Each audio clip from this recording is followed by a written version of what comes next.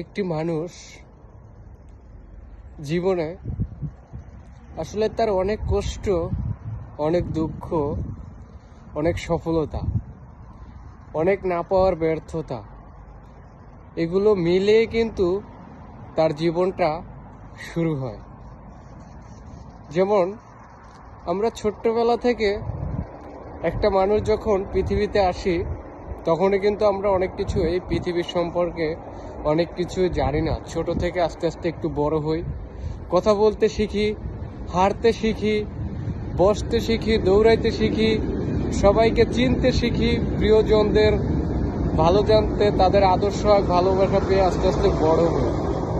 তো আমরা কিন্তু একবারে কখনো বড় হই না। তো এভাবেই পৃথিবীর নিয়মটাই এমন যে আপনি একটু একটু করে উপরের দিকে উঠবেন। আপনার সফলতার সিঁড়ি হুট করে কখনো হবে না।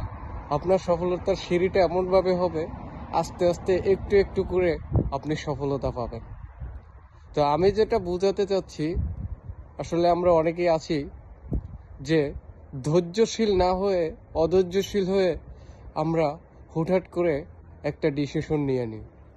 আসলে একটা ডিসিশন নেওয়ার আগে অবশ্যই চিন্তা ভাবনা করে নেবেন যে আপনার এই ডিসিশনে আপনার জন্য ভালো কিছু বয়ে আনে কিনা। এখন আপনি একটা ডিসিশন নিয়েছেন হুট করে, এই ডিসিশনের জন্য আপনার হয়তো সারাটা জীবন কষ্ট করতে হতে পারে। তো আমি বলবো সবার উদ্দেশ্যে, এমন কোনো সিদ্ধান্ত, এমন কোনো ডিসিশন নেবেন না যাতে আপনাদের একটা ভুল সিদ্ধান্ততে সারা জীবন কষ্ট করতে হয়। ধন্যবাদ। সবারই জীবনে কিছু না কিছু না পাওয়ার ব্যর্থতা থেকেই যাবে। একটা মানুষ যদি সব কিছু পেয়ে যায়, তাহলে সে এই পৃথিবীর কোনো মর্মটাই বুঝলো না। তাই আল্লাহ তাআলা এমনভাবে আমাদের সৃষ্টি করেছেন, কিছু না কিছু অপূর্ণতা থেকেই যাবে। সব কিছু কখনো আপনার জীবনে পূর্ণতা আসবে না। আপনি যদি চেষ্টাও করেন, কখনো সব কিছু পূর্ণতা পাইবেন না। হাজারো চেষ্টা করে এখনো অনেক মানুষ ঠিকমতো সে তার জীবনটা কিভাবে চললে সে সুখী হবে সেটাই বুঝতে পারেনি। তো আপনি তো কিভাবে ডিজার্ভ করেন যে আপনার জীবনে সব চাওয়া পাওয়া পূর্ণতা পান। আসলে এটা আসলে বোকামি।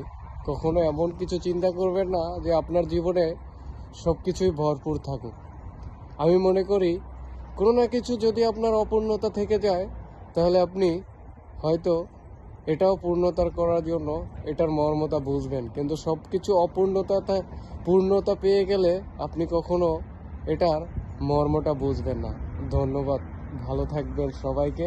ভিডিওটা একটু লং হয়ে গেল, ক্ষমার দৃষ্টিতে দেখবেন।